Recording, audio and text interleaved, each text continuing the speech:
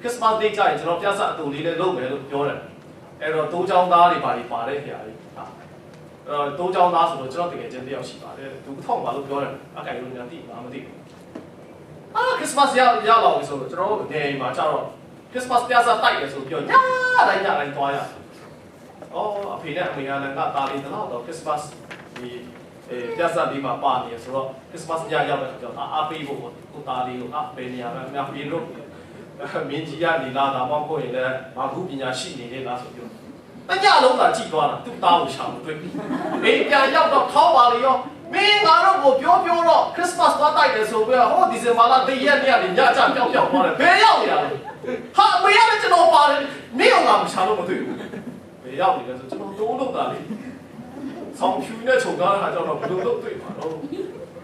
့ခုနဆန်တီယာမလေးရှားသွားနေတယ် Everybody expect for white Christmas we are having white Christmas here ကျွန်တော်ဒီမှာတော့တကယ်ဖြူဖွေးစီးနေလေးတဲ့ဆောင်းနေလေးဖွေးလေးဆိုပြီးကျွန်တော် Christmas ကိုချင်းနေပါဆိုတော့ရက်ခပ်ပြီးဆိုရတယ်ဆိုတော့ဒီတော့ပြီးအဲ့ဒီဘာပဲဖြစ်ကျွန်တော်တို့ Christmas လာရပြီကျွန်တော်ရောက်ပါပြီသူငယ်တော်လို့ပြောပါတယ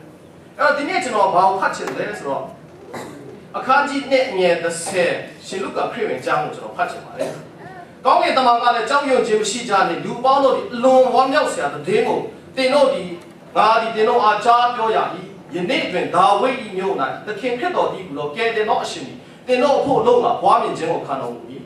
တင်တို့ဒီအဘယ်နမိတ်ဖြင့်တရားမည်ဟုသာသူငယ်သည်အဝတ်နှင့်ပတ်ရ၍နွားစခွန်း၌တိတ်ထားလျက်ရှိသည်ကိုတွေးကြလိမ့်မည်ဟုဆိုပြီးတယ်ထိုကောင်းကင်တမန်နှင့်အတူကောင်းကင်ဘိုးချေများသည်ချက်ချင်းထင်ရှား၍ကောင်းကင်ဘဝဘုရားသခင်ဒီဘုံကြီးတော်မူစေသည်မြေကြီးပေါ်၌လည်းငြိမ်သက်ခြင်းရှိစေသည်လူတို့အားမေတ္တာပြုနာရှိစေသည်ဘုရားသခင်ချီးမွမ်းကြ၏ဆိုပြီးတော့ကောင်းကင်တမန်တွေကိုလာပြီးတော့ကောင်းကင်တမန်တွေကနေတိုးထင်းတွေကိုလာပြီးတော့ကဲတင်တော့အရှင်ဘွားမြင်လာပြီဆိုတဲ့သတင်းစကားကိုကြားပြောခြင်းဖြစ်ပါတယ်အဲ့တော့ဒီနေ့အပမှာကျွန်တော်လည်း Christmas ကို series အနေနဲ့တွားလိုက်ပါဦးမယ်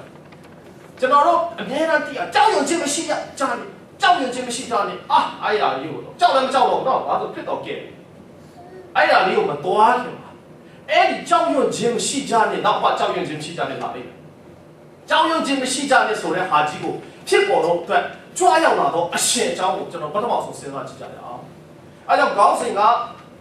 ကျွန်တော်တို့ကျမတို့ဆိုမွေးဖွားခြင်းကိုခံယူတော်မူသောသူငယ်တော်ဆိုတဲ့ခေါင်းစဉ်နဲ့ကျွန်တော်ပေးခြင်းဖြစ်မှာအဲ့တော့ဒီနေ့မှာကောင်းကင်တမန်ကပြောတယ်ကြောက်ရွံ့ခြင်းမရှိကြနဲ့လူပေါင်းတို့အလွန်ဝမ်းမြောက်ဖွယ်ရာတဲ့ဒင်းကိုတင်တို့အားကကြားပြောကြပြီလို့ပြောတဲ့အချိန်မှာအလွန်ဝမ်းမြောက်ဖွယ်ရာနဲ့တကွကြောက်စရာမလိုတော့တဲ့အလွန်ဝမ်းမြောက်ဖွယ်ရာတဲ့ဒင်းကိုယူဆောင်လာတဲ့ကဲတဲ့တော့အရှင်เจ้าကိုကျွန်တော်ပထမဆုံးစဉ်းစားကြည့်အောင်ဒီကမှာရှင်လုကာကအင်မတန်မှပညာတတ်တော်ဖြစ်ပါတယ်သူစီးစရာတပါးလို့ပြောတယ်အဲ့တော့သူ့ရဲ့ကျမ်းချက်ကိုရှင်မသက်ခရစ်ဝင်ကျမ်းမှာကဲတဲ့တော့အရှင်သည်ယူဒလူမျိုးတွေရဲ့မေရှိယကဲတဲ့ရှင်ဖြစ်တယ်ဆိုတဲ့အကြောင်းကိုသူ့အနေနဲ့အများကြီး main focus လုပ်တယ်။ဘာလို့ရှင်ပေတရုကရှင်မာသဲကတော်တော်လေးသူကမျိုးချစ်စိတ်ပြင်းထန်တဲ့သူထဲမှာသူလည်းတယောက်ပါတယ်ရှင်မာသဲအဲကြောင့်ဒီမွားမြင်လာတော့ကဲတဲ့တော့အရှင်ဒီငါတို့ယူဒလူမျိုးတွေအတွက်ဖြစ်တယ်ဆိုပြီးပထမအောင်ဆုံးအမတာမစိတ်မာတဲ့ကဲတဲ့တော့အရှင်ကိုလက်မခံနိုင်တဲ့ယူဒလူမျိုးတွေအတွက်ရှင်မာသဲကရေးချင်းဖြစ်တယ်။ဒါကြောင့်သူ့ရဲ့အစအပြုမှာဟောအာဗြဟံနေစတယ်။ရှင်မာသဲခရစ်ဝင်ကျမ်းခန်းကြီးတဲ့တိတ်ဖတ်လို့ကောင်းတယ်အပြင်နဲ့ထွက်လို့မရဘူးအစားဒီကျန်းစာလေးဖတ်ကြည့်တိတ်ကောင်းတယ်ဒီပေါက်လေးကြီးတဲ့စီးနေလေးဖွင့်ကြတယ်မှာကျန်းစာလေးကိုအားယူကောင်း good ကျွန်တော်လေးကိုင်းနေချင်လိုက်ကဘယ်က slow လေးကြားတယ်ဒီအားထားဆေးလည်းတောက်ထားဆိုမူးတော့နော်ကိုင်းချင်တဲ့ပါဆိုပြီးတော့လုပ်တယ်ဒါပေမဲ့ဟောရမယ်ဆိုလာရအဲ့တော့ကျွန်တော်ဒီထဲမှာဘာအကြောင်းတွေ့ရလဲဟောအာဗြဟံနေစပြီးတော့မျိုးဆက်ကတဲ့သူဆက်ပြီးတော့ပြောသွားတာအာဗြဟံကနေပြီးတော့ဒါဝိဒ်မင်းကြီးအထိမျိုးဆက်14ဆက်ဖြစ်တယ်ဒါဝိဒ်မင်းကြီးကနေပြီးတော့ဟောဘာဗလုန်ပြည်ကြီးထဲကိုဣသရေလမျိုးတွေစကားနားမထောင်လို့ဘုရားသခင်ကချီတုပ်ပြီးတော့ခေါ်သွားတာဘာဗလုန်ပြည်ကြီးမင်းတို့ဟာပြိသားတဲ့ပြည်ပါမင်းတို့အလိုတော်တိုင်းမင်းတို့မနေတတ်ဘူးအဲ့တော့ကဲသွားဆိုပြီးတော့ဘာဗလုန်ပြည်ကြီးထဲကိုသွားလိုက်တဲ့ဘာဗလုန်မြို့မှာသွားပြီးတော့နေထိုင်ရတဲ့အချိန်14ဆက်ဖြစ်တယ်14ဆက်ဘာဗလုန်မြင့်ရဲ့ကန္နပေးမှာယေရုရှလင်မြို့ပဲရှိတဲ့အရာဘက်ကိုဒီနာလေးလွမ်းပြီးတော့အခုဆိုကျွန်တော်ဆိုအရှိဘက်ကိုမျောကြည့်ရအောင်နော်မနေ့ကျအရှိဘက်ကိုမျောပြီးတော့ပြောဒီကင်ရာဝန်ပေါရှာနီယာအေဂျင်ဆွန်အနေဘူကာတဲ့မြေတဲ့ရောက်စင်တော့ငါမှကြောက်ဒီဖြူဖြီကပြောချင်တာဘာဘလုံးမြစ်ကနဘေးမှာထားပြီးတော့ယေရုရှလင်မြို့ရှိတဲ့ဘက်ကိုသွားပြီးတော့အမထားပြီးတော့မျိုးတဲ့အချိန်မှာဘာဘလုံးဟဲ့နင်တို့ရဲ့ဒီနာမှာဘလို့တချင်းမျိုးတွေဆိုကြတယ်လေဒီ ဘလို့ဆိုနိုင်မလဲဒါတို့ကျိုးဘွားရောက်ရင်းချိန်မှာငါတို့မျိုးလှပတဲ့အကြောင်းအရာငါတို့ဘလို့ဆိုနိုင်မလဲဖယားတခင်စီငိုယိုးပြီးတော့ပြန်တောင်းပါတဲ့အချိန်မှာဇေရုပါဗေလနဲ့ယောရှုတို့ကိုဥဆောင်စေပြီးတော့ဟောဣသရာတို့နဲ့ဟေဘိယတို့နဲ့ပြန်ပြီးတော့ပြည်တော်ပြန်ရတော့အခွင့်မပေးဘူးအဲ့ပြည်တော်ပြန်ရတော့အခွင့်ပေးရနေပြီးတော့သခင်ယေရှုခရစ်တော်ဝိဖွာလာတဲ့ဒီမျိုးဆက်14ဆက်ဖြစ်တယ်စုစုပေါင်း14 3လီအာ50နေဖြစ်50ဆက်ဖြစ်ပါအဲ့တော့ဘာပဲဖြစ်ဖြစ်ကျွန်တော်တို့မာသရနေပြီးတော့ဣသရေလမျိုးတွေအတွက်ဝိဖွာလာတဲ့အရှင်အကြောင်းကိုပြောတယ်ဒီထဲမှာရှင်လုကာကနေပြီးတော့ဟောတခင်ဝိဖွာလာတော့လူအပေါင်းတော်အလုံးဝမ်းမြောက်ဖွယ်ရတဲ့တဲ့ဣသရေလမျိုးတွေရဲ့ဝမ်းမြောက်ဖွယ်ရတဲ့ကိုလူအပေါင်းဆိုတဲ့ကချင်ကရကရင်ချစ်ပမာမောရခိုင်ရှာကိုပါရတော့ခွင့်ဩဖြူရောအမဲရောအနီရောအာရောကိုပါရတော့ခွင့်လူဟိုတည်းကိုလူလို့ထင်တဲ့လူတွေအားလုံးအတွက်ဝမ်းမြောက်ရတဲ့ကဲတင်တော့အရှင်လောကကြီးမှာဝေးလာတယ်ကျွန်တော်ဒီထဲမှာပါရတာဟုတ်လားတော့ကဲတင်တော့အရှင်ဘယ်လိုဝေးသွားခြင်းကိုခံရတယ်ဒီနေ့ကျွန်တော်နိုင်ငယ်ဝေးသွားခြင်းပါတယ်အဲ့တော့ကျွန်တော်ဒီနေ့ဝင်ကားမဲ့ခေါင်းစဉ်ထဲမှာ 4H ဖြစ်ပါလေနံပါတ်1အနေနဲ့ humanity လို့ပြောပါတယ်အင်မတန်မှလူဖြစ်ခြင်းအကြောင်းအရာနဲ့သခင်ယေရှုခရစ်တော်လောကကြီးကိုကြွဆင်းလာခြင်းဖြစ်ပါတယ်ဒါကြောင့်တော့ဘိုးဟာပရှာကျွေပြအဝိညာဉ်ဖက်အတဲ့ကမဲ့တဲ့ထားလေဖယားသားတော်ယေရှုလူရဲ့သားရဲ့သားတော်ယေရှုဒါကြောင့်တမန်ကျမ်းစာထဲမှာလူသားဒီခဏခဏပြောတယ်တချို့တွေကကိုယ်တက်ပြီးတော့လူသားအစစ်မဟုတ်ဘူးကွာလူသားအစစ်တာမဟုတ်ဘူးဆိုသခင်ယေရှုခရစ်တော်လောကမှာလာတဲ့အချိန်မှာတော့အဖိတ်လုပ်လားသူမနာကျင်ရဘူးလားသခင်ယေရှုခရစ်တော်လူသားအစစ်အနေနဲ့ကျွန်တော်လက်မခံဘူးဆိုရင်သူလက်ဝါးကားလိုက်တော့မှာအင်မတန်မှနေပါညှိစက်ခြင်းကိုခံရတဲ့အချိန်ခါမှာသူဘာမှမခံစားရဘူးလို့ကျွန်တော်ပေါ့လေးပဲကျွန်တော်တွေးပါပဲသူမနာကျင်တတ်တဲ့လူသားစိတ်အလုံးလူသားအတွေးသားရှိတယ်အဲ့တော့ကောင်းကင်တမန်ကအဘယ်နဲ့မိတ်ခုမူကားဆိုပြီးတော့ကျွန်တော်ပြောတဲ့အချက်မှာနံပါတ်1ဘာပြောတယ်သူငယ်ကြီးလို့ပြောအင်္ဂလိပ်ကျမ်းစာအုပ်မှာ baby လို့ပြောတမန်ကျမ်းစာကိုတမန်ဟောင်းကျမ်းကိုဟေဘရဲဩဝါဒဟေဘရဲဘာသာစကားနဲ့ရေးသားတည်ကုန်ပြီးတော့တမန်1ကျမ်းတွေကို Greek ဘာသာစကားနဲ့ဟေလသဘာသာစကားနဲ့ပြောပြပါတယ်အဲ့တော့ဒီဟေလသဘာသာစကားနဲ့မှာ baby ရိုးတာမှာဟိုမှာကလေးလေးတွေပေါ့လေအခုဒီမှာဆိုကျွန်တော်အနည်းဆုံးကလေးလေးဒီမှာကိုကျော်နေရဲ့သမီးလေးရှိတယ်ကိုလာဆန်တို့ baby is a baby ဟိုမှာကလေးလေးခွန်တောင်းရှိတယ် baby ကကျွန်တော်ကလေးတငယ်လို့ပဲပြောတာလေနော်ကလေးတငယ်နေတဲ့ကျွန်တော်ပဲပေါ်ပြရိုးပဲဘယင်သားသမီးတော့မပေါ်ပြအောင်ပြဒီထဲမှာလေဘယင်သားသမီးတော့မပေါ်ပြတာအဲ့တော့ဒီထဲမှာဘာအကြောင်းပြောတယ်လဲဆိုတော့နံပါတ်1မှာကဘာသူဘာသာတွေအားလုံးကိုကဲတင်ဖို့အတွက်ကဲတင်တော့အရှင်ဆိုတဲ့ခါကျမှအဲ့ဒါကြောင့်မာကုပညာရှိတွေကအမှတ်မှားတာဒါဝိဤမြို့၌ဆိုပြီးပြန်ပြီးပြောထားခါကျမှဟာဖေရိုမင်းကြီးရဲ့ဟောထဲမှာများကိုခမ်းခေါ်မှာမှစငိုက်ပြီလားအဲ့မှာတော့ရှာဒါပေမဲ့တကယ်လောကကြီးကိုကဲတင်တော့အရှင်က it is a baby သူငယ်တော်ဆိုတဲ့ဝိဖွာခြင်းအရာကိုခါကလေးတကယ်ရိုးကျွန်တော်ကျမတို့ရဲ့သားလိုပဲယောသနဲ့မာရိဆိုတဲ့လူသားအဖေလူသားအမေနေတဲ့သူဝိဖွာခြင်းကိုခံရတယ်။ဒါနံပါတ်1ဟာအင်မတန်မှလူသားဖြစ်ခြင်းအပြင်သခင်ယေရှုခရစ်တော်ဟာလောကကြီးကိုကြွဆင်းလာတာဖြစ်တယ်။အဲ့တော့ဟေဘရဲဩဝါဒစာထဲမှာဟေဘရဲဆရာကပြောတယ်။ကျွန်တော်တို့ကဲတော့စုံစမ်းနှောက်ယှက်ခြင်းကိုမခံခဲ့ဘူးတော့သူမဟုတ်တဲ့အတွက်ဒုက္ခနဲ့ပြည့်ခံခဲ့ဘူးတဲ့အတွက်ကျွန်တော်ရဲ့စုံစမ်းနှောက်ယှက်ခြင်းမှာချီချော်လဲကျခြင်းအရာကိုနားလည်ပေးတဲ့သူဒါပဲသူအပြစ်မလုပ်ခဲ့ဘူး။သူ့မှာအပြစ်မရှိခဲ့ဘူး။စုံစမ်းနှောက်ယှက်ခြင်းတွေကိုခံခဲ့ရလက်တန့်ပေမဲ့ခံခဲ့ရပေမဲ့သူရဲ့စုံစမ်းနှောက်ယှက်ခြင်းတွေကြားမှာချီချော်လဲကျကျွန်တော်တို့ကိုအပြစ်ကင်းသောသူတယောက်အနေနဲ့ကဲတင်နိုင်ဖို့အတွက်လောကလူသားအနေနဲ့သူလာပြီးရှင်ရတယ်ဆိုတဲ့အကြောင်းကိုပြောနားမလည်ပြီးတော့ဟာမောဆာသူတို့တော့သူဖြစ်တတ်တာပဲလာအဲ့ဒါမနေ့ကကျွန်တော်ဘုရားဖြစ်ဒီနေ့ကျွန်တော်ခရစ်ယာန်ဝိညာဉ်ပါရမီစုကြီးစုတွေသူကဲလာတဲ့အခါတဖြည်းဖြည်းဘုရားကျောင်းမှာအချိန်ပေးနိုင်လာတဲ့အခါမှာအချိန်မပေးနိုင်တော့သူတွေကိုကျွန်တော်တို့အဖြစ်တွေအများကြီးပြောတယ်နော်ချစ်တော်မိတ်ဆွေဖခင်ရဲ့အမှုတော်လုပ်ငန်းမှာညီးထွားခြင်းနဲ့ကျွန်တော်မလုပ်ကြဘူးဝမ်းမြောက်ရွှင်လာတော့ဖခင်ကဘယ်လောက်ထိကောင်းကြီးပေးနေတယ်လဲဆိုတဲ့အကြောင်းအရာကိုအမှတ်ရပြီးတော့ကျွန်တော်ပါဝင်ရအောင်မလာရောက်နိုင်တဲ့သူတွေကိုလည်းအပြစ်ပြောရမယ်ဆိုတော့ကျွန်တော်နားလည်ပေးလိုက်ကြရအောင် အဲ့လိုပြောလိုက်လို့မလာနိုင်တဲ့သူတွေကိုကျွန်တော်အားပေးနေတာဟုတ်ဘူးနော်မလာနိုင်တဲ့သူတွေလည်းဖခင်ရဲ့ကောင်းချီးမင်္ဂလာတွေကိုစဉ်းစားကြည့်ကြရအောင်စဉ်းစားကြည့်ရင်တပွားပွားနဲ့ဖခင်ရဲ့အမှုတော်တော့မှာစက်ကတ်တဲ့စိတ်ဖြစ်တာရန်ကုန်ကပုံပေါ်တဲ့သူတို့ကဆိုနေအေးဖခင်เจ้าမှာပွားရဆိုရအောင်ဆိုပြီးလည်းလာမဆိုချင်ဘူးဘာလို့ရအောင်ဆိုရင်ဟိုဟာပဲနာလို့ဟိုဟာပဲခက်လို့ဒီဟာပဲခက်လို့အားပြောတာပဲလင်းဖြတ်ချင်အဲ့ဒီစာခေါ်တာဆိုပြီးပြောလိုက်တဲ့ခါကျမှလူများကြီးဖြစ်လာတယ်ဖယားကကျွန်တော်တို့ကိုဆွမ်းဆောင်နိုင်တဲ့အချိန်ကရကတတ်မရှိတယ်နော်ဖယားကကျွန်တော်တို့ဆွမ်းဆောင်နိုင်တဲ့အချိန်ကိုအချိန်ကတတ်နဲ့ပေးနေတာဖာန်ကျေကလုံးတာဘောဖြီကိုကိကိရနာဒုံဆိုင်ရွှေချက်ဂရေကဆောင်နာမှုအချိန်တဲ့ကြောက်တာပြိုရွယ်နုနယ်ကိုတတ်ဆွမ်းနေတဲ့အချိန်ခါမှာဖယားအတွက်ကျွန်တော်တို့မပေးနိုင်ဘူးလားသူငယ်တော်အနေနဲ့ရောက်လာတဲ့သူကိုကျွန်တော်ကြိုးဆိုတာပြောတာပါဇက်ကနေမကြိုနဲ့ချစ်တော်မိတ်ဆွေ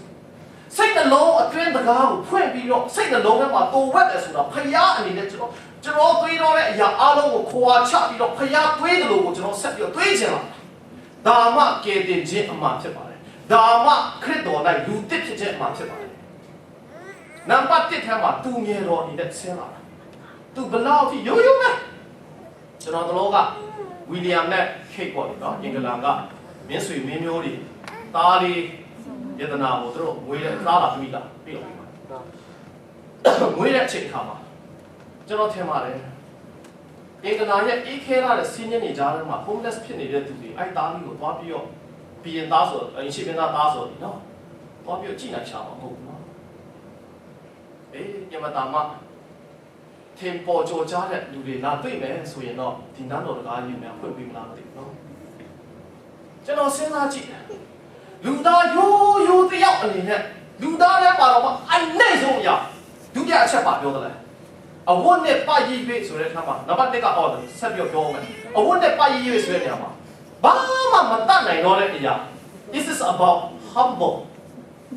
nature helpless it is about just helplessကျွန်တော်ကလေးလေးတွေကြည့်ကလေးလေးတွေကိုကြည့်လိုက်တဲ့အချိန်ခါမှာဘာမှမတတ်နိုင်ဘူးတော့အခုနဟိုမှာခေါလာရောရဲ့သမီးလေးကိုဟိုမှာကိုကျော်လေးရဲ့သမီးလေးကိုကျွန်တော်ကြည့်လိုက်မှာဟိုမှာ snow အဝတ်တွေထုတ်ထားခါတော့ခင်ဗျာဘာမှမတတ်နိုင်ကျွန်တော်မောက်တိုက်ကြလို့လုပ်ရတယ်ဒီကလေးတွေအဲ့ဒါဆိုတာရှိပြတယ်ငယ်ငယ်တော့ကကျွန်တော်အစားလို့နော်တားလေးကိုဒီခေတ်မှာတော့ဒီမှာကျေးဇူးတော်ပဲဒီကလေးတွေဒါအားကောင်းတယ်အနည်းအထုတ်မခါရောက်တယ်နော်အဲ့ပထမဆုံးမွေးတဲ့ဘယ်နေရဲ့အထိလည်းမသိဘူးခါလိုက်ရက်ထားဘာလို့မာလီမိုက်ကလာခါလိုက်ရက်လက်တော့ကလာတာစနေပြီးရောက်ကိုချက်ထုတ်နေဆောင်းတွေးကိုဆိုးတယ်ချက်ထုတ်နိုင်လို့ခါရတာဣသရေလလူမျိုးတွေရထုံးသားစင်လာတာဒါရှိတယ်မာမီလိုမျိုးပဲနဲ့ထုတ်ထားတာတို့တွေဘာလို့ချမ်းနဲ့ချမ်းအောင်တော့ဒီလိုနဲ့ဟီတာလည်းမရှိပါလည်းမရှိဆိုကလေးတို့ချက်ထုတ်မာနဲ့ကရှုံတော့ကတော့စနေတော့ဟိုရလည်းငါတော့ခက်နာမကြိုက်တာရ It is about helpless သူဘာမှမတတ်နိုင်တော့တဲ့ကလေးတင်ရဲ့ကလေးသူမှာလားသူဟိုကျွဲနွားတိရစ္ဆာန်နေရာမှာတော့အမေတို့လိုက်ပြီးရှာတော့တာတည်တယ်ကလေးလေးတွေမရှာတော့တာဘူးငင်းငယ်လေး helpless ဖယားကလုံးဝအခုညီမဲ့တဲ့လူသားကလေးတစ်ယောက်အနေနဲ့လောကကြီးကိုကြောက်စရာပါလားဖြစ်တယ်တတိယအချက်က humble လက်ချခြင်းမှုပြလူသားကကျွန်တော်အများအားဖြင့်တော့မွေးဖွားတတ်ဆင်ခြင်းအရာအိမ်ထဲမှာလွယ်လွယ်ထွေးထွေးလုပ်တာနော်အနည်းဆုံးကတော့ဖြင့်အိမ်မှာမွေးမယ်ဆိုတဲ့လူများကြုံများသိရင်တော့ဖြင့်ကိုယ့်ရဲ့အခါလေးတွေတော့ကျွန်တော်အမေကတက်လုံးဝတ်ဆွဲဆရာမလုပ်ခဲ့တော့ကျွန်တော်သိတယ်ဘာဆိုအိမ်တွေအတွက်အခါလေးတွေတော့တေချာနည်းနည်းရှင်းထားရတယ်ကလေးမွေးခါကြီးဆိုနေဟိုကြိုတင်မပြင်ဆင်ထားနိုင်တော့ဘုံတိုင်းဖေးမေးလာပြီးခါရအများခါတတ်ရှင်းလုပ်ပလတ်စတစ်လေးတွေခင်းမျိုးပေါ့လေနော်မွေးဖွားတတ်ဆင်ခြင်းအရာလုပ်ဖို့အတွက်ပြင်ဆင်ရဒါပေမဲ့မေရော်မာရီမှာဒါကြီးလုပ်နေဖို့အချိန်တူခင်ဗျာမရှိခဲ့ဘူးကိုယ်အရဲ့အမာကြီးနဲ့တောင်းဆွဲနေမကွယ်ပြီးတော့တာထုတ်ဒါကိုတတ်စေလို့မိတ်ပေးနိုင်တဲ့ဘယင်ရဲ့အမိန့်ကြားမှာယူဒလူမျိုးတွေအားလုံးမိမိရဲ့နေရထားနေပြပြီးတော့တကောင်စင်းပေးတာမတော်ကြရင်လည်းမင်းရဲ့ပြစ်တာတက်တယ်ဆိုတော့သူတို့သွားတဲ့အချိန်မှာဟိုတယ်တွေအခါနေအင်းနဲ့အကုန်လုံးပြည့်နေတာဘယ်မှာလဲနေရနွားတင်းကုတ်ထဲကနွားစပတ်ထဲမှာတိတ်ထားတယ်ဘယ်မှာတိတ်လို့အကောင်းဆုံးနေရကျွန်တော်လည်းရောတတ်ဆိုတော့ရှာကြည့်ပါပဲတော့ဟိုမျက်ထုတ်တွေကြားထဲမှာလည်းထစ်ထားဆိုလည်းခဏနေကလေးလိမ့်ကြပါလဲကြောက်ရအဲ့တော့ခွက်ကလေးမှာအခုတော့ချိုက်စစ်လေးတွေထည့်တယ်ဟုတ်လား မဟုတ်တယ်အကလေးဘာလို့ချက်စစ်မှာထည့်တော့ဟိုမှာတိတ်ထားနေမှာဖြစ်တော့တိတ်လို့မှမရနော်အဲ့တော့ခွက်ကလေးနေရာနဲ့အဲ့အထဲမှာကောက်ရိုးလေးတာနည်းနည်းထည့်လိုက်ဆိုဆိုဖာလေး mattress လေးဖြစ်တော့မယ်နော်ရောတာတော်တော်လေးပြန်ကောင်းတယ်နော်ရောတာဒီမှာထည့်နော်စပတ်ထဲမှာထည့်တာကောင်းကင်တမန်ကကောင်းကောင်းသိတယ်အဲ့ဒါကြောင့်ဟိုတိုးထင်းတွေကိုသွားပြီးတော့ခွင့်ပေးတာမင်းတို့သွားအပင်နမိတ်ခုကသူငယ်တော်ကိုအဝတ်နဲ့ပါရည်၍နွားစပတ်ထဲကိုထဲလိုက်တိတ်ထားပြီးတော့တင်တို့တွေးကြရတယ်နံပါတ်1အဲ့ဒါလေးကိုကျွန်တော်ခဏလေးပြန်ကောက်ကြည့်အောင်ရိုးတာမဘေဘီအနေနဲ့ကျွန်တော်ဝေးလာတယ်အဲ့ဒါကြောင့်ခုနကျွန်တော်အင်္ဂလာအကြောင်းနည်းနည်းပြောဖြစ်တယ် celebrity တွေလာကြည့်လို့ရမယ်ထင်တယ်ဒါပေမဲ့အင်္ဂလာက homeless တော့ဟိုတာမို့လဲဟိုအင်္ဂလာရဲ့အေးခဲဆုံးတော့ရွာလေးတရွာကတိုးချောင်းသားလေးတယောက်လာကြည့်မယ်ဆိုရင်အကြည့်ခွင့်ပေးမယ်များဖြစ်သလားအတော့ဘာရေးကြည့်လို့လဲဘာဆိုင်လို့လာကြည့်ပါလဲဘာလဲဆိုတော့မေကုံပေါင်းပြောက်များစွာရေးလိုက်ရမယ်စာတမ်းပေးတာကျွန်တော်ဒီကဲတော့ကျွန်တော်အင်္ဂလာနိုင်ငံရဲ့မင်းဆွေမင်းမျိုးတယောက်ဝေးခွာလာတဲ့အတွက်ကျွန်တော်ဒီအမတာမမျိုးကြည့်ကျွန်တော်ကြောင့်ကျွန်တော်ကိုကြည့်ခွင့်လေးပေးပါရအတနာခံအပ်ပါလိအဲ့ဒါများဟိုးနန်းတော်ထဲထိများဆိုက်နဲ့ရောက်သွားမှထင်လားနန်းတော်ထဲမှာလုံနေတဲ့သူတွေဒါဘာမှဖိုးတဲ့ကောင်းရဲ့စာပါကွာစော့တဲ့မိုက်ပုံနဲ့ရောက်သွားမှာလာကြည့်လို့ရတဲ့နေတာကျွန်တော်မိတ်ဆွေကျွန်တော်တို့အတွက်မွေးဖွားလာတဲ့ကယ်တင်တော်အရှင်ကတကယ်လို့ဟေရောမင်းကြီးရဲ့နန်းတော်ထဲမှာဒါမွေးရင်ကျွန်တော်ထင်တယ်နော်ကျွန်တော်တို့အတွက်တိတ်ပြီးအတိတ်ပဲပြည့်စုံနေတယ်ကျွန်တော်မထင်ဘူးတခါကျကျွန်တော်အင်ဒီယားနာချင်းတောင်ကြောက်ဆိုကောင်းစဉ်းစားကြည့်အဲ့ဒီရောခါဖောက်တယ်ပဲကျွန်တော်အခြေခံလူသားစားလေးတွေပါကျွန်တော်တို့ကဘယ်သူမှဟိုမြို့တော်ဝင်ရခရစ်စမတ်ဆိုလည်းတယောက်မှလည်းမဖိတ်ကြဘူးဟုတ်တယ်ခါကျကျွန်တော်တိတ်နေတယ်လို့ပဲဒါပေမဲ့ကျွန်တော်ဒီတကယ်ယေရှုခရစ်တော်ကျွန်တော်တို့မွေးဖွားလာတဲ့ကယ်တင်ရှင်အကြောင်းကိုကျွန်တော်စဉ်းစားကျွန်တော်အများကြီးခေါ်အားရဟေရိုမင်းကြီးရဲ့နားတော်ထဲမှာလာမွေးရင်မင်းဆွေမင်းမျိုးထိတ်အန်းသားလူသားစားတွေတက်ပဲပါတော့မှာကျွန်တော်တို့လိုနေပြအောက်ခြေလူသားစားတွေပါတော့မှာဘာမှမဟုတ်တဲ့ဟောမန်စီဆိုတဲ့ရွာစနပုတ်မှာမွေးတဲ့ကျွန်တော်လိုမျိုးလူတက်တယ်ခရစ်တော်အတိတ်ပဲပြည့်စုံနိုင်ဖို့အတွက်ဘယ်လိုဆိုတဲ့ရွာသိမ်ရွာရုပ်ဒါကြောင့်ဟိုမိခါအနာဂတိကြခါကြီးငေါ့ကျွန်တော်ဖတ်တယ်တင်းနေတဲ့ယူနာပြည်မှာရှိတဲ့မြို့တွေထဲကမြို့သိမ်မြို့ရုပ်မြို့သိမ်ကတိလေးလေးဖြစ်နေတယ်ကဲတဲ့တော့အရှင်ကြီးဤမြို့ပါလိပြောဘက်လင်းဆိုတဲ့မြို့ကြီးမုံမြို့နော်ဘက်ဆိုတာအေးမြို့လက်ဟမ်ဆိုမုံမြို့ဆိုလူတွေကိုဝေငှပိကဆွန့်ကျဲတဲ့ရိုးတာမန်လူသားတွေနေတဲ့မြို့လေးမှာဝေးဖွားလာတဲ့အတွက်ကျွန်တော်အတွက်လည်းအသိပြည့်စုံရတာဟေရိုမင်းကြီးရဲ့နန်းတော်ထဲမှာငွေကြည့်တယ်တိုးကြောင်းဟဲ့အောင်မင်းတို့ကောင်းနေတဲ့စီးတဲ့ဘာခါကြတော့ကျွန်တော်အိမ်ထဲဝင်တော့ဟဲ့စနိုးတွေတေချာခါပြော့လာခဲ့ကြတယ်တိုးကြောင်းသားတွေတတ်ရှင်းတော့ဟိုမျက်နာမှာလည်းတစ်ခုလိမ့်စပင်ကိုကြတော့ရှမ်ပူနဲ့ရှော်မျက်နာကြောက် facial နဲ့ပေါ့ခန္ဓာကိုယ်ကြတော့တခြား body wash နဲ့လုပ်ပြီးရခါကျ moisturizer ပြန်လိမ့်အဲ့လိုတော့လုပ်နိုင်ရှာမှာတော့ပုံကြောက်နော်နာနေကြမှာပဲတိုးနာလေးတွေတိုးတွေရဲ့သေးတွေကြီးတွေနာနေကြမှာမစင်နာနေကြမှာဒါပေမဲ့ကဲတင်တော့အရှင်ဒီလူတွေကိုလက်ခံခဲ့တာပဲချစ်တော်မိတ်ဆွေတို့ခရစ်စမတ်အကြောင်းကိုစဉ်းစားတဲ့အချိန်အခါမှာကျွန်တော်တို့အတွက်ဝေးဖွားလာတဲ့ကဲတင်တော့အရှင်အကြောင်းကိုနည်းနည်းစဉ်းစားပြီးတော့ကိုယ့်ရဲ့ဘဝမှာဘယ်လိုအသိဉာဏ်မျိုးပြည့်စုံနေတယ်လဲဆိုတဲ့အကြောင်းအရာလေးတွေကိုကျွန်တော်စဉ်းစားကြည့်ဖို့အတွက်အားလုံးကိုဖိတ်ခေါ်လိုပါတယ်ဒီမော်လေးဩဝါဒစာပထမဆောင်ခန်းကြီး3ငွေ16လေးကိုကျွန်တော်ဖတ်ချင်ပါတယ်မာတော်ကိုယ်ွယ်ခြင်းနဲ့နှက်နေသောအရာကြီးစွာသောအရာဖြစ်သည်ဟုငြင်းခုံရမရှိပါဖျားခင်ဒီကိုခန္ဓာ၌ပေါ်ထွန်းတော်မူပြီးဆိုပြီးပြောပါတယ်ရှင်ပေါလုကဒါကိုကောင်းကောင်းသိသူပညာတတ်တစ်ယောက်ဖြစ်တယ်နော်ရှင်ပေါလုပါရီရှဲလို့ပြောလိုက်တော့ခုနစကားပြန်ပြောကောက်ချင်တယ်ပါရီရှဲဆိုတာများအမလီကျမ်းစာမတတ်ဘူးများမထင်နဲ့မိတ်ဆွေပါရီရှဲတယောက်ဖြစ်ဖို့ရဖို့အတွက်လွယ်တာလည်းမဟုတ်ဘူးတင်လိုက်ရတဲ့မောရှေကနေအစလာတဲ့ပညတ်တရားပေါင်း600ကျော်တောက်အလွတ်ရအောင်ချက်မနေ့ကကျွန်တော်တို့ဟိုစူတောင်းပွဲကျွန်တော်အိမ်မှာလုပ်တဲ့အချိန်တုန်းကကျမ်းစာဖတ်တဲ့အချိန်မှာရှင်ရောခရစ်ဝင်ကျမ်းအခန်းကြီး9ကိုဖတ်တဲ့အချိန်တော့တကယ်ယေရှုခရစ်တော်က38နှစ်တိုင်အောင်မမာမကျမ်းဖြစ်နေတဲ့လူတွေကိုဥပုသ်တော်နေ့ညမှာကုသပြောက်ကင်းလာတဲ့အခါမှာပါရီရှဲတွေဟာမိတ်ဆွေတင်းကို38နှစ်တောင်းလို့လေမင်းအဲ့မှာရေကနားမှာမင်းရေပွက်လာကိုစောင့်နေပြီးတော့မင်းကိုကဲလေ ဘယ်သူကပြောပြောင်းကင်းစင်လိုက်တာလဲအော်ဆရာပဲဖယားခင်ကောင်းပြလိုက်တာကျမ်းသာပုဂ္ဂိုလ်တွေအဲ့လိုများပြောတယ်ထင်လားဟဲ့မင်းကဘယ်သူကပြောင်းခင်းလိုက်တာလဲဥပုသ်တော်နေတဲ့ကြီးမှာမင်းကဘယ်သူကဆေးကုသပေးလိုက်တာလဲအာယာကိုရဲ့မိတ်ဆွေတယောက်ပျောက်ကင်းသွားတဲ့အရာကိုဝမ်းမြောက်ရမယ်အစားကိုရဲ့မိတ်ဆွေကိုပျောက်ကင်းစေလိုက်တဲ့သူကိုအပြစ်တင်တာဖာရီရှဲတွေတင်တာတခါတလေကြာရင်ကျွန်တော်တို့အသက်တာမှာဒီအကြောင်းတွေလာတယ်နော်ကျုံဘောဘောခါလို့ဖုံမချနေတော့ပတ်ကလည်းနောက်လာစားပြီးကျွန်တော်ဖုံချနေရင်လာတာစကားပဲနဲ့ကြီးကအတင်းတော်များခံယူအပ်တော်ပဋိညာဉ်ထဲမှာမရှာဝါလူရဲ့အကျူဖက်တီးနာကအကျူစောအဲ့တဲ့ကပူတော်မှာတာဒိုင်ရဲဆိုင် IGBC ဖုံချတယ်လူတယောက်ကတက်စီတာဟာဖယားခင်ဂျေစုကိုကျွန်တော်ချီးမွမ်းရအောင်လူတယောက်အိမ်တလုံးအသက်ရဂျေစုကိုချီးမွမ်းမယ်ကလေးတယောက်အသက်ရရင်ဂျေစုကိုချီးမွမ်းမယ်အတူတူကလူတယောက်ဘေးဒုက္ခရောက်အခက်ခဲနဲ့ကြုံဆုံနေတဲ့အခါကျတော့ကျွန်တော်ဝိုင်းပြီးဖေးမှရင်းနေတဲ့သူတွေကိုပို့ပြီးတော့နစ်ဖို့အတွက်တော့ကိုထိုးတာကျွန်တော်ခရိယာဟုတ်နစ်နေတဲ့သူတွေကိုကဲတင်တော့အရှင်ကိုရတဲ့အတွက်နစ်နေတဲ့သူတွေကိုဝါလုံးနဲ့ကူပြီးတော့ဆွဲထုတ်ပေးရအောင်ကျွန်တော်တို့ရဲ့တပည့်တော်ဖြစ်ခြင်းရဲ့တာဝန်ဖြစ်ပါတယ်ကျွန်တော်မိတ်ဆွေတို့ရောမဩဝါဒစာအခန်းကြီး7အငယ်33ကိုလည်းကျွန်တော်ဖတ်ချင်ပါသေးတယ်အဲ့ဒီထဲမှာလူသားဖြစ်လာတဲ့အကြောင်းအရာလူသားအနေနဲ့လူသားတိကိုခံယူခဲ့တဲ့အကြောင်းအရာတွေကိုဒီထဲမှာဖော်ပြထားတဲ့အကြောင်းအရာရှိပါတယ်ရောမဩဝါဒစာအခန်းကြီး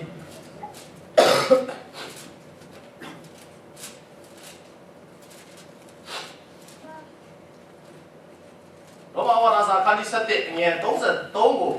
ကျွန်တော်တို့ဖတ်လိုက်တဲ့အချိန်ခါမှာဘာအကြောင်းအရာဖော်ပြထားလဲဘုရားကြီးပညာနဲ့ဉာဏ်တော်ဒီအလွန်ကျယ်ဝန်းနဲ့လဲစွာတကားစီရင်တော်မူချက်ကိုအဘယ်သူမျှသိ၍မကုန်နိုင်ဆိုပြောပါတယ်အခုနပြောသွားတဲ့အချက်ထဲမှာခါကြကျွန်တော်စဉ်းစားကြည့်တယ်လူတွေတအားပြီးတော့ထများတယ်နော်လူရဲ့အကြံအစီနဲ့တွေးလိုက်ရင်ဟာဒါမှဖြစ်နိုင်ဘူးဘာလို့ကမ္ဘာလောကကြီးမှာဖြစ်ပျက်နေတဲ့အရာတွေဟောထိတ်တိကလူတွေကြီးပဲ decision making တော့လုပ်နေတာဘာလို့လဲဘယ်နဲ့ဆိုရဲမြို့တွေမှာလူသားတယောက်အနေနဲ့ဝေးဖွာလာတဲ့သူတယောက်ဖြစ်တယ်ဆိုတဲ့ဟာကိုဣတလီလူမျိုးတွေမယုံကြည်ခဲ့ဘူးနဲ့နေတော့အရာဖျားခင်ဒီကဘာမိုးမြေစကြောင်လာတစ်ခုလုံးကိုဖန်ဆင်းတဲ့ဖျားဒီအရာတွေကိုဖြစ်စွာစေနိုင်တယ်ဆိုတဲ့အကြောင်းအရာကိုလူအကြံစီနဲ့တော့သွားပြီးတွေးတယ်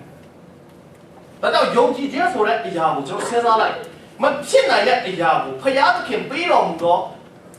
ဉာဏ်ပညာနဲ့ကျွန်တော်တို့ယုံကြည်နိုင်တဲ့အရာကိုကျွန်တော်ယုံကြည်ခြင်းလို့ခေါ်တာ။ဒါကြောင့်ဒီထဲမှာရောမဩဝါဒစာရောမဆိုတဲ့မြို့မှာနေတဲ့သူမြို့ကြီးပြကြီးရလူတွေကိုအဲ့တော့ရှင်ပေါလုကနေပြောရေးရတော့လားဟာမင်းတို့ကလူသားတွေရဲ့အကြံအစီနဲ့တာမင်းတို့တွေးမယ်ဆိုရင်မဖြစ်နိုင်ဘူးကြီးပဲမင်းတို့ပြောနေတယ်သူ့လိုပါရီရှဲပြောင်းလဲလာတဲ့သူခရစ်တော်ကြောင့်လူသားရဲ့နှိမ့်ချခြင်းအရာကိုသူကောင်းကောင်းလေးသိမြင်သွားပြီးတော့သူ့ရဲ့အရာကိုမစင်ကြဲတော့ငါထင်တယ်ဂုံမောက်မှာတန်လုံးမကတတ်ခဲ့တဲ့အရာအလုံးကိုသူခွာချလိုက်စတီဖန်ရဲ့အင်တာမနှိမ့်ချပြီးတော့ခရစ်တော်အဖြစ်အသေးခံတဲ့အရာကိုသူတွေ့တဲ့အချိန်မှာသူကြောက်သွားတယ်ဒီလူဘာဖြစ်လို့တော့ခံဒီတရားဒီခံတဲ့သဘောရှိနေတာလေကောင်းကင်ကိုမျောကြည့်ပြီးတော့သူတို့ရဲ့အပြစ်ကိုခွင့်လွှတ်ဖို့အတွက်တောင်းနေတဲ့ဖုန်တောက်စတေဖာရဲ့အကြောင်းကိုသူစဉ်းစားလိုက်ရင်ပါရီရှဲပေါ်လူချောလူသူ့ခင်ဗျာမနေနိုင်ဘူးချောလူအဖြစ်ကနေပြီးတော့ပေါ်လူဆိုတဲ့တခင်ရဲ့နောက်တော်ကိုအသေးခံတော်မူခြင်းနဲ့လိုက်လျှောက်ခဲ့တဲ့ပေါ်လူကဖယားသခင်ရဲ့နဲ့နေခြင်းအရာကိုလူသားအနေနဲ့ကြံစီလို့မရဘူး။တစ်ခါတလေကြာကျွန်တော်ယုံကြည်ခြင်းအရာကိုရှင်းမျိုးမျိုးထုတ်တယ်နော်။မိတ်ဆွေမထုတ်ပါနဲ့။ခါကြ psychiatric ကတွေ့နေရလိမ့်မယ်။ဒါပေမဲ့ရိုးရိုးလေးယုံကြည်လိုက်ရင်သင်္ကေတခြင်းရဖြစ်ပါတယ်။ကျွန်တော်နောက်ဆုံးအနေနဲ့ကျွန်တော်ဒီကုန်းချုပ်ချင်ပါတယ်။ဒီနေ့မွေးဖွားလာတဲ့ကယ်တင်ရှင်အကြောင်းကိုကျွန်တော်ပြန်ပြီးစဉ်းစားကြည့်ကြရအောင်။နံပါတ်1သူငယ်တော်အနေနဲ့ရိုးရိုးသားမှဘေဘီပါပဲ။သူလောကကြီးအရာကိုစဉ်းကြွတာ။အဲ့ဘေဘီကမှတခါတည်းမွေးတာနဲ့နော်။တခါတည်းထပြီးတော့ကပြီးတော့လမ်းလျှောက်ပြီးတော့သမင်းခါတောက်စားတာမဟုတ်ဘူး။ Helplessly he was lying ကိုညီမဲဆွာနဲ့နွားစပတ်ထဲမှာမိဘတွေတိတ်ထားတဲ့ကဲ့သို့ဂျေဇုတော်အားဖြင့်မိဘတွေ special အမတန်မှဖယားကိုကြောက်ရွံ့တော့ယောသဆိုတဲ့လူယောက်ျားဖယားရွေးချယ်အမတန်မှ စိတ်နှလုံးနှိမ့်ချစွာဖြင့်ဖြူစင်တဲ့မာရိဆိုတဲ့ဆယ်ကျော်သက်အရွယ်မဲတော်သားလေးကိုကာကွယ်ဖို့အတွက်ဘုရားပေးထားပါတယ်လူသားရဲ့အိမ်မှာနေရာမရှိတဲ့ပါနွားစပတ်ထဲမှာတိတ်ထားခြင်းဆိုတဲ့အရာမှာနွားတင်းကုတ်ထဲမှာသူမွေးဖွားခြင်းကိုခံယူပြီးတော့သူ့ရဲ့နှိမ့်ချခြင်းသဘောကိုကျွန်တော်မြင်တာဖို့ဖြစ်ပါတယ်ဒါပေမဲ့ချစ်တော်မိတ်ဆွေခရစ်စမတ်ကဒီဇာတ်လမ်းထဲမှာမရပ်ပါဘူး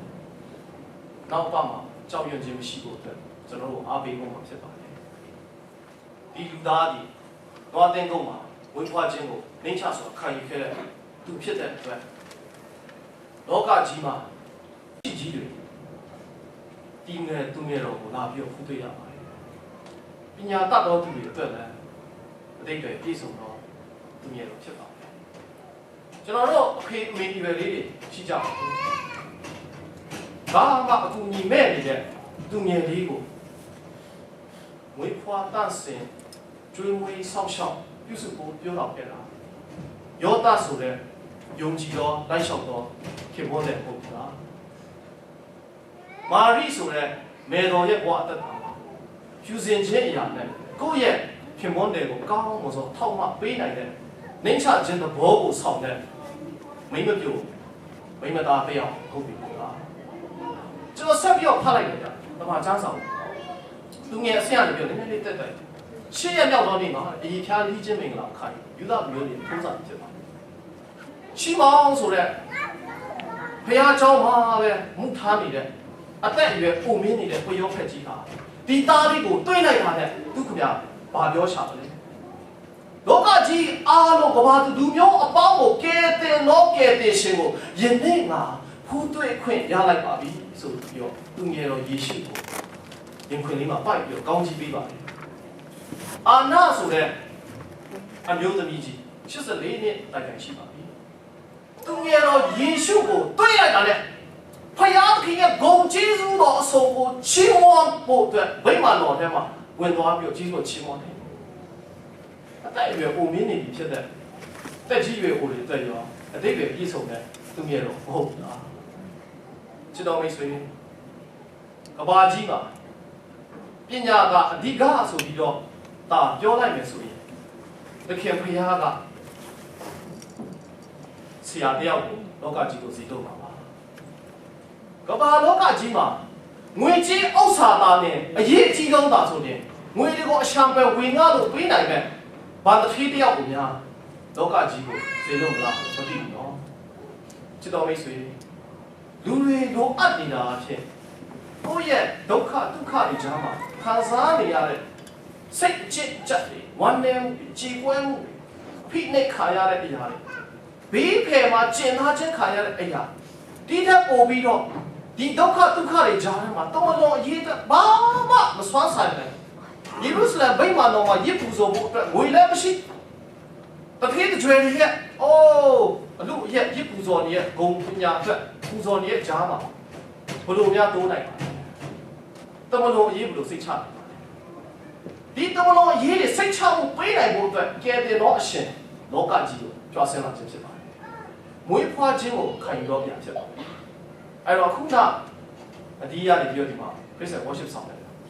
နာမတူညံ့တူ无下光刚牌现在已经开了对看到我我听过每个节目看一个看到အတိတ်ပဲပြည့်စုံပါတယ်ဒီသူငယ်တော်ကိုကိုယ့်ရဲ့ဘဝအသက်တာကျိုးဆိုခြင်းအရာပြုကြရအောင်ဒီတက်ပို့ပြီးတော့သူငယ်တော်စွမ်းဆောင်ခဲ့တဲ့လက်ဝါးကားနိုင်သောအရာတွေအကြောင်းကိုကျွန်တော်ဆက်လက်ပြောဆင်းချင်မှာဖြစ်ပါတယ်အကြောင်းရင်းချင်းရှိကြပြီဆိုတဲ့အကြောင်းအရာကိုနောက်ပါကျွန်တော်ဆက်ပြောမျှော်ပြီးတော့ကျွန်တော်ရဲ့ဘဝအသက်တာမှာမွေးဖွားခြင်းဆိုတဲ့အရာကိုခံယူတော်မူတဲ့သူငယ်တော်အကြောင်းကိုလည်းပြောဆင်းချင်ပြီးတော့ပတ်တာလုံးရဲ့ဘဝအသက်တာမှာကဲတင်ရှင်ကိုကြီးတော့ချင်းမောနိုင်တကယ်တော့အနာဂတ်ကာလတစ်လျှောက်လုံးပါပဲသူနဲ့အတူတော့ရှောက်လာရင်းနဲ့တပည့်တော်စစ်တယောက်အနေနဲ့ဖခင်ရဲ့ဘုန်းကိုထင်ရှားတက်တည်ခံနိုင်တဲ့သူများဖြစ်စေဖို့အလို့မှာဆက်လက်ပြီးတော့ကျွန်တော်တို့ဆွမ်းဆောင်ကြပါစို့တိုက်တွန်းရင်းနဲ့ကျွန်တော်တို့ချုပ်ပါတယ်အားလုံးဘုရားရှင်ကောင်းချီးပေးပါစေ